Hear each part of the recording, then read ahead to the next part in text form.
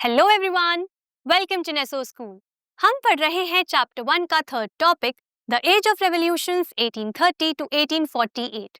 अब तक इस टॉपिक में हमने 3 रेवोल्यूशंस के बारे में पढ़ा है, the July revolution, the Belgium revolution and the Greek war of independence.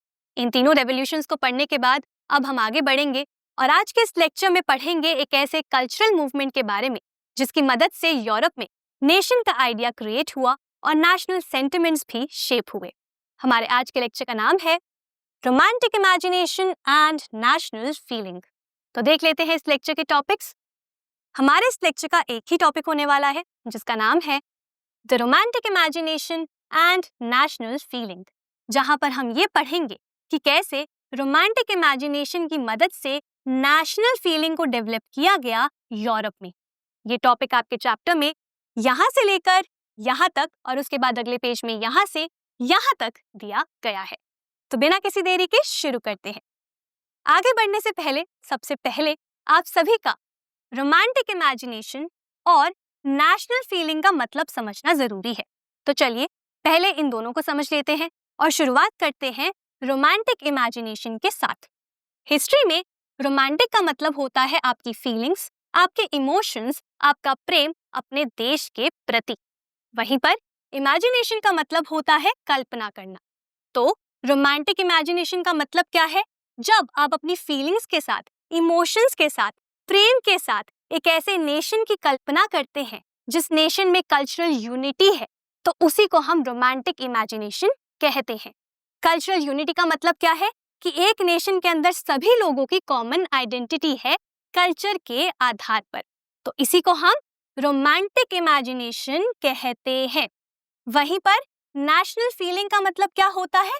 आपके नेशन के प्रति, देश के प्रति, राष्ट्र के प्रति आपकी क्या फीलिंग्स है। इसे आप राष्ट्रवाद की तरह भी समझ सकते हैं। तो अब मैं उम्मीद करती हूँ कि आप सभी को रोमांटिक इमेजिनेशन और नेशनल फीलिंग का मतलब समझ में आ गया होगा। तो अब आगे बढ़ते हैं। आप सबको याद होगा अभी तक इस चैप्टर में हमने ये पढ़ा है कि कैसे यूरोप में डिफरेंट वॉर्स होती हैं, डिफरेंट रेवोल्यूशंस होती हैं, जिनके थ्रू नेशनलिज्म को डेवलप किया जाता है और साथ ही साथ स्प्रेड किया जाता है यूरोप में। तो अभी तक हमने क्या समझा है कि वॉर्स के थ्रू, टेरिटोरियल एक्सपेंशन के थ्रू नेशनलिज्म के आइडिया को डेवलप किया गया और स्प्रेड किया गया पूरे ही यूरोप में। लेकिन ऐसा नहीं है कि सिर्फ वॉर्स के वजह से या सिर्फ टेरिटोरियल एक्सपेंशन के वजह से ही नेशनलिज्म का डेवलपमेंट हुआ या फिर स्प्रेड हुआ यूरोप में। यहाँ पर एक और फैक्टर बहुत ज्यादा इंपॉर्टेंट था और वो फैक्टर था कल्चर, मतलब संस्कृति। तो कल्चर ने भी एक बहुत इंपॉर्टेंट रोल प्ले किया है नेशन के आइडिया को क्रिएट करने में। नेशन का मतलब क्या है ये हम ऑलरेडी जानते हैं।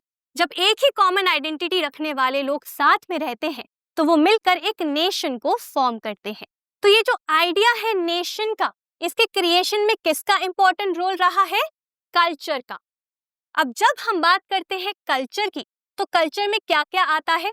कल्चर में आता है art, poetry, stories and music. तो कला, कविता, कहानियां और संगीत, ये सभी पार्ट है कल्चर का और इन्हीं के मदद से आइडिया ऑफ नेशन को क्रिएट किया गया, नेशनलिज्म को स्प्रेड किया गया यूरोप में। कैसे? कल्चर ने लोगों को इनेबल किया, लोगों को मदद करी कि वो एक्सप्रेस कर सके, वो व्यक्त कर सके अपनी भावनाओं को अपने देश के प्रति, वो एक्सप्रेस कर सके अपने नेशनलिस्ट फीलिंग्स को। साथ ही साथ कल्चर की मदद से लोग शेप भी कर पाए अपनी नेशनलिस्ट फीलिंग्स को और इसीलिए कल्चर ने एक इम्पॉर्टेंट रोल निभाया है आइडिया ऑफ नेशन के क्रिएशन में और नेशनलिज्म के डेवलपमेंट में। अब आगे बढ़ते हैं और ये समझ लेते हैं कि कैसे कल्चर ने एक मूवमेंट के थ्रू लोगों के अंदर नेशनल फीलिंग को डेवलप किया। ये कल्चरल मूवमेंट या फिर रोमांटिक मूवमेंट है रोमांटिसिज्म का। रोमांटिसिज्म का मतलब क्या होता है? रोमांटिसिज्म एक ऐसा कल्चरल मूवमेंट था, एक ऐसा सांस्कृतिक आंदोलन था जिसमें नेशनलिस्ट सेंटिमेंट्स को जगाने की कोशिश करी गई कल्चर की मदद से। तो यहाँ पर इस मूवमेंट में कोशिश करी गई कि हम लोगों के अंदर नेशनलिस्ट भावनाओं को जगा सके, देश के प्रति प्रेम को जगा सके, एक दूसरे के साथ लोगों को जोड़ सके, यूनाइटेड लोगों को फील करवा सके कल्चर की मदद से। और इसी मूवमेंट को हम क्या कहते हैं? रोमांटिसिज्म कहते हैं। और रोमांटिक इमेजिनेशन रोमांटिसिज्म का ही एक हिस्सा है। अब जो भी लोग इस कल्चरल मूवमेंट का हिस्सा थे उन्हें हम बोलते हैं रोमांटिक्स। तो जो रोमांटिक आर्टिस्ट थे, जो रोमांटिक पोएट्स थे, उन्होंने क्रिटिसाइज किया, उन्होंने आलोचना करी रीजन और साइंस के ग्लोरिफिकेशन की। मतलब यहाँ पर रोमांटिक्स का ये मानना था कि हमें रीजन को, तर्क को, लॉजिक को या फिर साइंस मतलब विज्ञान को इतना ज्यादा ग्लोरीफाई नहीं करना चाहिए, इतना ज्यादा प्रेज नहीं करना चाहिए, हाईलाइट नहीं करना चाहिए। क्योंकि ऐसा नहीं है कि रीजन के आधार पर, लॉजिक के आधार पर या फिर विज्ञान के आधार पर हम नेशन बना देंगे। हम ये कह तो रहे हैं कि हम सेम आइडेंटिटी के लोगों को साथ में लेकर आएंगे और एक नेशन को क्रिएट कर देंगे, लेकिन वो लोगों के बीच में कॉमन आइडेंटिटी आएगी कैसे, डेवलप कैसे होगी वो कॉमन आइडेंटिटी लोगों के बीच में? तो इसीलिए यहाँ पर रोमांटिक्स क्या कहते हैं? वो कहते हैं कि रीजन से या साइंस से नेशन नहीं बन सकता है। नेशन बनता है इमोशन से, इंट्यूशन से मतलब अंतर्ज्ञान से, मिस्टिकल फीलिंग से मतलब अलौकिक भावनाओं से। मिस्टिकल फीलिंग्स का मतलब क्या होता है? कि आपका एक डीपर कनेक्शन है, एक स्ट्रॉन्ग कनेक्शन है अपने देश के साथ, अपने नेशन के साथ, अपने लोगों के साथ। आप एक्सपीरियंस कर रहे हैं उस फीलिंग को, उसी को मिस्टिकल फीलिंग्स कहा जाता है। तो यहाँ पर रोमांटिक्स कहते हैं कि जब तक लोगों के बीच में ये फीलिंग्स नहीं आएंगी, जब तक लोग स्ट्रांगली कनेक्ट नहीं करेंगे खुद को अपने देश के साथ, अपने खुद के लोगों के साथ, तब तक वो कैसे अपने आप को एक कम्युनिटी के तरह देखेंगे, तब तक वो कैसे एक नेशन को क्रिएट करेंगे, उसके लिए स्ट्रगल करेंगे। स्ट्रगल करने के लिए, नेशन को क्रिएट करने के लिए पहले ये जरूरी है कि लोगों के अंदर वो स्ट्रॉन्ग कनेक्शन हो, वो प्रेम भाव हो, वो लॉयल्टी हो अपने नेशन के लिए, अपने लोगों के लिए। वो ये महसूस कर सके कि हम सब एक हैं, हम सब यूनाइटेड है, हम सब एक दूसरे से जुड़े हुए हैं, हमारा कल्चर सेम है। इसीलिए रोमांटिक्स यहाँ पर कहते हैं कि हमें फोकस करना चाहिए इमोशंस पर, इंट्यूशन पर और मिस्टिकल फीलिंग्स पर। और कैसे हम लोगों के अंदर ये इमोशंस, इंट्यूशन या फिर मिस्टिकल फीलिंग्स को पैदा करेंगे? कल्चर के थ्रू। और इसीलिए इस मूवमेंट में कल्चर का यूज किया जाता है इन इमोशंस को डेवलप करने के लिए, क्रिएट करने के लिए लोगों के बीच में, ताकि वो नेशनल स्ट्रगल में हिस्सा ले और एक नेशन को क्रिएट करे अपनी कल्चरल आइडेंटिटी के बेसिस पर। तो इसीलिए रोमांटिक्स एफर्ट्स करते हैं, किस लिए? वो क्रिएट करने के लिए एक ऐसा सेंस लोगों के अंदर, एक ऐसी समझ लोगों के अंदर जिसमें लोगों को ये समझ में आए, ये पता चले कि उन सबका कलेक्टिव हेरिटेज है और उन सबका एक कॉमन कल्चरल पास्ट है। तो यहाँ पर इस मूवमेंट में रोमांटिक्स कोशिश करते हैं कि लोगों को ये समझ में आए कि उन सबका एक कॉमन हेरिटेज है। हेरिटेज मतलब धरोहर, आपके ट्रेडिशंस, आपका कल्चर, आपकी भाषा, आपकी कहानियां, आपकी पोएम्स, ये सब क्या है? ये सब आपके पूर्वजों से आपको मिली है, जिन्हें आप प्रिजर्व करते हैं। तो ये सबके कॉमन है। तो यहाँ पर बोलते हैं कि आपका जो हेरिटेज है वो कलेक्टिव है, वो आप शेयर करते हैं, वो कॉमन है। और साथ ही साथ आपका जो कल्चरल पास्ट है, जो आपका कल्चरल इतिहास है, वो भी कॉमन है और उसी के बेसिस पर आप एक नेशन को बनाएंगे। तो इसीलिए यहाँ पर वो लोगों के अंदर इस मूवमेंट के थ्रू, कल्चर के थ्रू ये सेंस क्रिएट करने की कोशिश करते हैं, ताकि लोग एक दूसरे से जुड़े, ताकि लोग इस बात को महसूस करें कि हम सबकी एक कॉमन आइडेंटिटी है और इसी आइडेंटिटी के बेसिस पे हमारा एक नेशन बनेगा। तो रोमांटिसिज्म का मतलब क्या है? रोमांटिसिज्म एक कल्चरल मूवमेंट था जिसमें नेशनलिस्ट सेंटिमेंट को क्रिएट करने की कोशिश करी गई, डेवलप करने की कोशिश करी गई कल्चर के थ्रू। इसमें रोमांटिक्स का ये मानना था कि हमें रीजन को या साइंस को ग्लोरीफाई नहीं करना चाहिए, बल्कि फोकस करना चाहिए इमोशंस पर, इंट्यूशन पर और मिस्टिकल फीलिंग्स पर, क्योंकि तभी हम नेशन को क्रिएट कर पाएंगे। इसीलिए वो अपने इस मूवमेंट में कल्चर का इस्तेमाल करते हैं एक सेंस क्रिएट करने के लिए लोगों के बीच में, ताकि लोगों को ये समझ में आए कि उनका एक कलेक्टिव हेरिटेज है, एक कॉमन कल्चरल पास्ट है, जिसके बेसिस पर वो एक नेशन को क्रिएट करेंगे। तो ये बात हो गई रोमांटिसिज्म की। आपके चैप्टर में रोमांटिसिज्म से रिलेटेड एक पेंटिंग दी गई है जो बहुत इंपॉर्टेंट है। तो चलिए इस पेंटिंग को भी समझ लेते हैं। इस पेंटिंग का नाम है द मैसेकर एट चियोस। मैसेकर का मतलब होता है हत्याकांड। ये पेंटिंग किसने बनाई थी? ये बनाई थी यूजीन डेला क्रॉय ने। कब बनाई थी? 1824 में। यूजीन डेला क्रॉय एक फ्रेंच रोमांटिक आर्टिस्ट थे, ठीक है। और इस पेंटिंग में उन्होंने डिपिक्ट किया है जब एक इवेंट हुआ था चियोस में, जहां पर 20,000 ग्रीक्स को मार दिया गया था। किसने मारा था? ऑटोमन एम्पायर के फोर्सेस ने। तो यहाँ पर उसी को डिपिक्ट किया गया है इस पेंटिंग के थ्रू। यहाँ पर दिखाया गया है कि कैसे महिलाएं, कैसे बच्चे जो हैं वो सफर कर रहे हैं, किस तरीके से लोगों को मारा जा रहा है ऑटोमन एम्पायर द्वारा। पेन को दिखाने की कोशिश करी गई है, ग्रीक स्ट्रगल को यहाँ पर दिखाने की कोशिश करी गई है। क्यों यहाँ पर ऐसे कलर्स का इस्तेमाल हुआ है, क्यों इस तरीके से ये इमेजेस को डिपिक्ट किया गया है?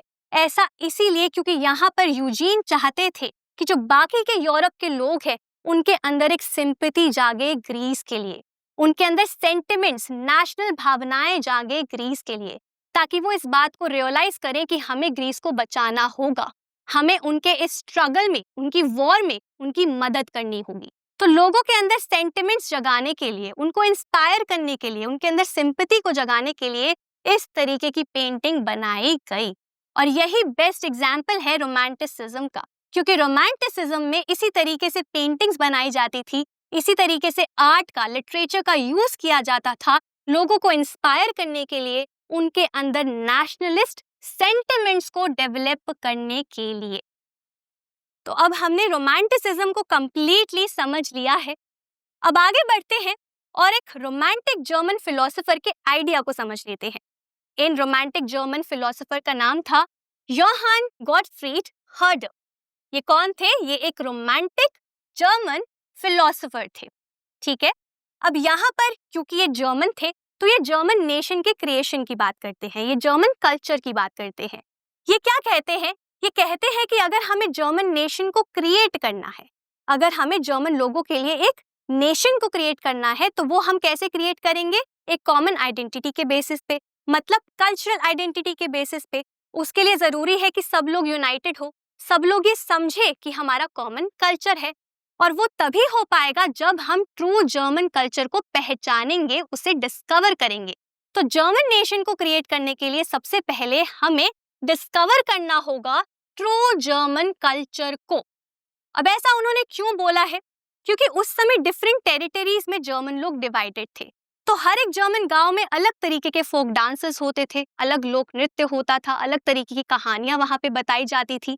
सब लोग थे जर्मन, लेकिन अलग अलग टेरिटरीज में डिवाइडेड थे, उनके अलग अलग गांव थे। और हर एक जर्मन गांव में अलग तरीके का कल्चर फॉलो किया जाता था, अलग तरीके के ट्रेडिशंस होते थे, अलग तरीके के संगीत होते थे, नृत्य होते थे। तो यहाँ पर वो कहते हैं कि हमें सबसे पहले इन सभी ट्रू जर्मन कल्चर्स को पहचानना होगा, डिस्कवर करना होगा। और इसे हम कहाँ डिस्कवर कर सकते हैं, कहाँ हम इनके बारे में जान सकते हैं? दास वोक के बीच में। दास वोक क्या है? ये एक जर्मन वर्ड है कॉमन पीपल के लिए। तो जर्मन में कॉमन पीपल को दास वोक बोला जाता है। तो यहाँ पर ये कहते हैं कि जो ट्रू जर्मन कल्चर है वो हमें सिर्फ कॉमन लोगों में ही, आम जनता में ही दिखाई देगा, क्योंकि कॉमन लोगों के बीच में ही ट्रेडिशंस देखे जाते हैं, वहीं पर फेस्टिवल्स को मनाया जाता है, वहीं पर आप फोक डांस को देखेंगे, कहानियों को सुनेंगे। इसीलिए कॉमन लोगों के बीच में ही आपको ट्रू जर्मन कल्चर मिलेगा। ये कल्चर आपको इलीट्स में देखने को नहीं मिलेगा, अमीरों में देखने को नहीं मिलेगा। क्यों? क्योंकि वहां पर फॉरेन इन्फ्लुएंस ज्यादा होता है। इसीलिए सबसे पहले आपको ट्रू जर्मन कल्चर को ढूंढना होगा, और वो आपको मिलेगा कहाँ पर? कॉमन लोगों के बीच में। उसके बाद ये कहते हैं कि जब एक बार आप ट्रू जर्मन कल्चर को ढूंढ लेंगे, डिस्कवर कर लेंगे, तो फिर उसी कल्चर में आपको मिलेगा नेशन का ट्रू स्पिरिट। तो यहाँ पर वो क्या कहते हैं कि जो भी आपको फोक सॉन्ग्स के बारे में पता चलेगा, जो आपको फोक पोएट्री मिलेगी, फोक डांसेस मिलेंगे, जो कि सब ट्रू जर्मन कल्चर का हिस्सा है, तो इसी में आपको true spirit of the nation को भी देखने को मिलेगा। स्पिरिट ऑफ द नेशन का मतलब क्या होता है? कि नेशन की जो आत्मा है, मतलब कि कॉमन कल्चर, लोगों की कॉमन आइडेंटिटी। तो जो लोगों की कॉमन आइडेंटिटी है वो आपको इसी कल्चर में दिखाई देगी। स्पिरिट ऑफ द नेशन को जर्मन में क्या कहते हैं? फोक गाइस्ट कहते हैं। तो यहाँ पर वो कहते हैं कि जब आप डिस्कवर कर लेंगे ट्रू जर्मन कल्चर को, तो उसके बाद उसी ट्रू जर्मन कल्चर में आपको मिलेगा नेशन का ट्रू स्पिरिट, जिसे आप फैलाएंगे, पॉपुलराइज करेंगे लोगों के बीच में एक कॉमन आइडेंटिटी को पैदा करने के लिए, जिसकी मदद से एक नेशनल आइडेंटिटी फॉर्म होगी और एक नेशन क्रिएट हो पाएगा। यहाँ पर वो एक और इम्पॉर्टेंट बात कहते हैं। वो ये कहते हैं कि इन सभी फॉर्म्स ऑफ फोक कल्चर को कलेक्ट करना भी बहुत ज्यादा जरूरी है, रिकॉर्ड करना भी बहुत ज्यादा जरूरी है नेशन बिल्डिंग के लिए। कलेक्ट करने का मतलब यहाँ पर क्या है?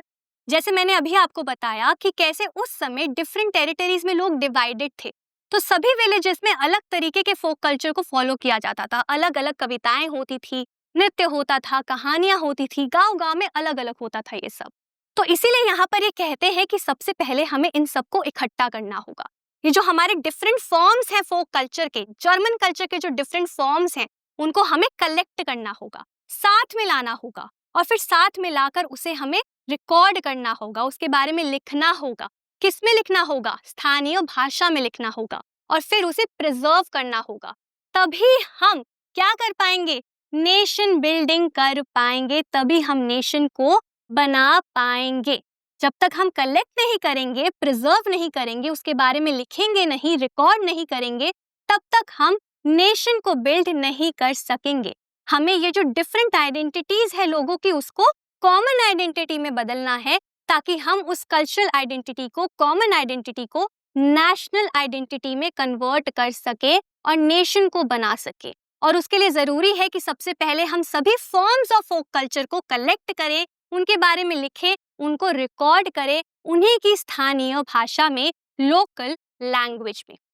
इसका सबसे बड़ा एग्जाम्पल आपके चैप्टर में दिया गया है ग्रिम ब्रदर्स के थ्रू। ग्रिम ब्रदर्स कौन थे? वो जर्मन थे। वो गांव-गांव जाते थे, जर्मन गांव में जाते थे, और वहां की अलग अलग स्टोरीज को, टेल्स को वो सुनते थे और लिखते थे, उसे वो कलेक्ट करते थे, और फिर सभी टेल्स को कलेक्ट करके, सभी कहानियों को कलेक्ट करके उन्होंने उस कहानी को पब्लिश किया। ठीक है, जर्मन कल्चर की कहानी को पब्लिश किया, जिसमें अलग अलग कहानियां थी, अलग अलग जर्मन गांव की। तो वही, उसी की बात यहाँ पर ये फिलोसोफर करते हैं। तो यहाँ हमने क्या समझा? योहान गॉटफ्रीड हर्डर क्या कहते हैं? वो कहते हैं कि हमें अगर जर्मन नेशन बनाना है, तो उसके लिए सबसे पहले हमें ट्रू जर्मन कल्चर को डिस्कवर करना होगा, कॉमन लोगों के बीच में, दास फोक के बीच में। उसके बाद उसी कल्चर में हमें मिलेगा true spirit of the nation, जिसे हमें पॉपुलराइज करना होगा। साथ ही साथ हमें कलेक्ट करना होगा, रिकॉर्ड करना होगा सभी फॉर्म्स ऑफ फोक कल्चर को, ताकि हम नेशन को अच्छे से बिल्ड कर सके। तो ये था idea German philosopher Johann Gottfried Herder का, जो कि एक रोमांटिक थे। अब रोमांटिसिज्म का एक और इम्पॉर्टेंट आइडिया है, उसके बारे में भी समझ लेते हैं। रोमांटिसिज्म में बहुत ज्यादा एम्फेसिस दिया जाता है, इंपॉर्टेंस दिया जाता है किसको? वर्नाक्युलर लैंग्वेज को। तो वर्नाक्युलर लैंग्वेज को बहुत ज्यादा इंपॉर्टेंस दिया जाता है रोमांटिक मूवमेंट में। इसका मतलब क्या होता है? स्थानीय भाषा, लोकल लैंग्वेज। तो लोकल लैंग्वेज को बहुत ज्यादा इंपॉर्टेंस दी जाती है यहाँ पर। साथ ही साथ collection of local folklore. Folklore का मतलब क्या है? लोक साहित्य जो है, लोकल लोक साहित्य जो है, उसको भी बहुत ज्यादा इंपॉर्टेंस दी जाती है रोमांटिसिज्म में। इसके बारे में हम ऑलरेडी ऊपर पढ़ चुके हैं कि कैसे कलेक्शन करना बहुत ज्यादा जरूरी है लोकल लैंग्वेज में डिफरेंट फोक फॉर्म्स का। ठीक है, बात करते हैं लैंग्वेज की। यहाँ पर लैंग्वेज को, लोकल लैंग्वेज को क्यों इंपॉर्टेंट बताया गया है? सबसे पहले तो इसीलिए क्योंकि अगर हमें एशियंट नेशनल स्पिरिट को जगाना है, रिकवर करना है, तो उसके लिए लोकल लैंग्वेज की बहुत ज्यादा जरूरत है, और साथ ही साथ कलेक्शन ऑफ लोकल फोकलोर की बहुत ज्यादा जरूरत है। अगर हम प्रिजर्व नहीं करेंगे, लिखेंगे नहीं लोकल लैंग्वेज में किसी कल्चर के बारे में, तो कैसे आने वाली पीढ़ी को उसके बारे में पता चलेगा? इसीलिए लोकल लैंग्वेज में लिखना उसके बारे में बहुत ज्यादा जरूरी है, कल्चर के बारे में लिखना बहुत ज्यादा जरूरी है, तभी हम रिकवर कर सकेंगे नेशनल स्पिरिट को। दूसरा रीजन क्या है यहाँ पर जिसकी वजह से लोकल लैंग्वेज को इंपॉर्टेंस दी जाती है? दूसरा रीजन ये है कि रोमांटिक्स ये कहते थे कि जो ज्यादातर हमारे ऑडियंस है, जो सोसाइटी में ज्यादातर लोग हैं, वो इलिटरेट हैं, वो पढ़े लिखे नहीं हैं। वो नहीं जानते मॉडर्न नेशनलिज्म के आइडियाज के बारे में, वो नहीं जानते नेशनलिज्म क्या होता है, लिबरलिज्म क्या होता है, वो इन मॉडर्न आइडियाज के बारे में नहीं जानते। तो अगर हमें ये मॉडर्न नेशनलिस्ट मैसेज उन तक पहुंचाने हैं तो उसके लिए हमें उनकी लोकल लैंग्वेज में ही उन्हें समझाना पड़ेगा। हमें उनकी लोकल लैंग्वेज का इस्तेमाल करना पड़ेगा अपनी पोएम्स में, अपनी कविताओं में, अपनी कहानियों में। तभी हम उस लार्जर ऑडियंस के बीच में मॉडर्न नेशनलिस्ट मैसेज को पहुंचा पाएंगे। इसीलिए यहाँ पर वो कहते हैं कि वर्नाक्युलर लैंग्वेज बहुत ज्यादा इंपॉर्टेंट है रोमांटिक कल्चर में, रोमांटिक मूवमेंट में। तो इसी के साथ हमने यहाँ पर ये भी समझ लिया कि कैसे जर्मन फिलोसोफर ने एक आइडिया दिया जर्मन नेशन को बनाने के लिए और क्या इंपॉर्टेंस था लोकल लैंग्वेज का और कलेक्शन ऑफ लोकल फोकलोर का। अब आपके चैप्टर में पोलैंड का एक केस दिया गया है जिसकी मदद से ये बताया गया है कि कैसे पोलैंड में कल्चर की मदद से, स्पेसिफिकली म्यूजिक और लैंग्वेज की मदद से नेशनल सेंटिमेंट को क्रिएट किया गया, डेवलप किया गया लोगों के बीच में। तो चलिए पोलैंड के इस केस को भी समझ लेते हैं। पोलैंड का पार्टीशन हो गया था, विभाजन हो गया था 18th सेंचुरी के एंड में बाय द ग्रेट पावर्स, मतलब रशिया, प्रशिया एंड ऑस्ट्रिया। मतलब 18th सेंचुरी के एंड में पोलैंड को बांट दिया गया था, उसका पार्टीशन कर दिया गया था। और वो पार्टीशन किया था ग्रेट पावर्स ने, मतलब रशिया, प्रशिया और ऑस्ट्रिया ने। तो यहाँ पर रशिया को कुछ हिस्सा मिल गया था पोलैंड का, कुछ हिस्सा प्रशिया को मिल गया था और कुछ हिस्सा ऑस्ट्रिया को मिल गया था। तो इन तीनों के बीच में पोलैंड को बांट दिया गया था 18th सेंचुरी के एंड में, जिसकी वजह से अब टेरिटरीज बढ़ गई थी, लोग बढ़ गए थे और अब पोलैंड एक इंडिपेंडेंट टेरिटरी के तरह नहीं रहा था। लेकिन उसके बावजूद, विभाजन के बावजूद, यहाँ पर जो पोलिश लोग थे उनके अंदर नेशनल फीलिंग्स अभी भी जिंदा थी। कैसे जिंदा थी? संगीत के थ्रू, भाषा के थ्रू। तो म्यूजिक और लैंग्वेज के थ्रू विभाजन के बाद भी पोलिश लोगों के बीच में नेशनल फीलिंग्स जिंदा थी। कैसे जिंदा थी ये समझ लेते हैं। सबसे पहले बात करते हैं म्यूजिक की। म्यूजिक में एक एग्जाम्पल दिया गया है आपके चैप्टर में, केरोल कोरपिंस्की का। ये कौन थे? ये पोलिश म्यूजिशियन थे। इन्होंने क्या किया था? इन्होंने अपने म्यूजिक में, इन्होंने अपने संगीत में सेलिब्रेट किया था नेशनल स्ट्रगल को। जो पोलिश लोगों ने स्ट्रगल किया था, जो नेशनल स्ट्रगल उन्होंने किया था, जो उनके दुख दर्द थे, जिस तरीके से उनकी टेरिटरीज को डिवाइड कर दिया गया था, जो भी उनका कल्चर था, उन सभी बातों को उन्होंने सेलिब्रेट किया, उन सभी स्ट्रगल्स को उन्होंने सेलिब्रेट किया अपने म्यूजिक के थ्रू, अपने संगीत के थ्रू, ताकि जो भी पोलिश लोग उनको सुन पा रहे हैं, जो उनके म्यूजिक को सुन रहे हैं, उनके संगीत को सुन रहे हैं, उनके अंदर नेशनलिस्ट फीलिंग्स जिंदा रहे। इसी के साथ साथ वो फोक डांसेस को भी टर्न कर देते हैं, कन्वर्ट कर देते हैं नेशनलिस्ट सिंबल्स में। कौन कौन से फोक डांसेस? पोलिनीज एंड मजुर्का। तो ये दोनों कॉमन फोक डांस थे किसके? पोलिनीज लोगों के, जो उनके विलेजेस में, उनके टेरिटरीज में होते थे। तो इन फोक डांसेस को उन्होंने परफॉर्म करवाया। कहाँ पर? स्टेज पर, जिसके थ्रू ये जो फोक डांसेस थे ये नेशनलिस्ट सिंबल्स के तरह बन गए। कैसे बने नेशनलिस्ट सिंबल्स के तरह? ये मैं आपको एक एग्जाम्पल की मदद से समझाती हूँ। आज के समय में अगर आप लोग कभी विदेश जाते हैं, किसी दूसरे देश में जाते हैं और वहां पर आप इंडियन म्यूजिक सुनते हैं, या फिर अगर वहां पर आप स्टेज पर एक इंडियन परफॉर्मेंस देखते हैं या फिर किसी डांस फॉर्म को देखते हैं जो इंडिया की है, तो आपको नेचुरली एक गर्व महसूस होता होगा। आप नेचुरली कनेक्ट हो जाते होंगे उस म्यूजिक से या उस डांस से। आप इमीडिएटली ये सोचेंगे कि ये तो हमारे देश का डांस है, ये तो हमारे देश का गाना है। तो वो जो कनेक्शन है, वो जो फीलिंग है, वो क्यों आई आपके अंदर? क्योंकि आपके एक डांस फॉर्म को, आपके देश के एक डांस फॉर्म को, म्यूजिक को बाहर परफॉर्म करा गया, बाहर आपने उसके बारे में सुना या उसके बारे में देखा, जिसके वजह से आप गर्व महसूस करेंगे, आप कनेक्शन महसूस करेंगे उस म्यूजिक के साथ, उस डांस फॉर्म के साथ, क्योंकि वो आपके देश का डांस, आपके देश का गाना है। तो इसी तरीके की फीलिंग्स, इसी तरीके के भाव डेवलप करने की कोशिश करी गई थी यूरोप में, पोलैंड में। किसके थ्रू? केरोल कोरपिंस्की के थ्रू। तो इन्होंने भी डांस का और म्यूजिक का इस्तेमाल किया लोगों के अंदर नेशनलिस्ट फीलिंग्स को जगाने के लिए, और इसीलिए ये फोक डांस जो थे यहाँ पर नेशनलिस्ट सिंबल्स बन गए कि अब पॉलिश लोग जब इस डांस को देखते थे, फोक डांसेस को परफॉर्म होता हुआ देखते थे, जब वो इन गानों को सुनते थे, तो वो पॉलिश कल्चर के बारे में सोचते थे, अपने नेशन के बारे में सोचते थे। इसी तरीके से म्यूजिक की मदद से और डांस की मदद से पॉलिश लोगों के बीच में नेशनल सेंटिमेंट्स को जिंदा रखा गया। इसके बाद बात करते हैं लैंग्वेज की, क्योंकि भाषा ने भी एक इम्पॉर्टेंट रोल प्ले किया यहाँ पर डेवलप करने के लिए नेशनलिस्ट सेंटिमेंट्स को। कैसे, समझ लेते हैं। जो टेरिटरी पोलैंड की अब रशिया के पास थी, उस टेरिटरी के ऊपर रशिया ने अपना डोमिनेंस क्रिएट कर दिया था। वहां पर रशिया ने क्या किया था, अपनी लैंग्वेज को, मतलब रशियन लैंग्वेज को इम्पोज कर दिया था लोगों के ऊपर, हर जगह थोप दिया था रशियन लैंग्वेज को लोगों के ऊपर। और जो लोगों की भाषा थी, जो पॉलिश भाषा थी, उसे हटा दिया गया, निकाल दिया गया स्कूल्स से। मतलब ये बोला गया कि अब आप स्कूल के अंदर पॉलिश भाषा का इस्तेमाल नहीं करेंगे, और हर जगह रशियन लैंग्वेज को ही इम्पोज कर दिया गया। अब यहाँ पर जो पॉलिश लोग थे, उनके अंदर नेशनल सेंटिमेंट्स जो थे वो राइज हो जाते हैं, क्योंकि वो अपने आप को आइडेंटिफाई करते हैं अपनी भाषा से, अपनी लैंग्वेज से।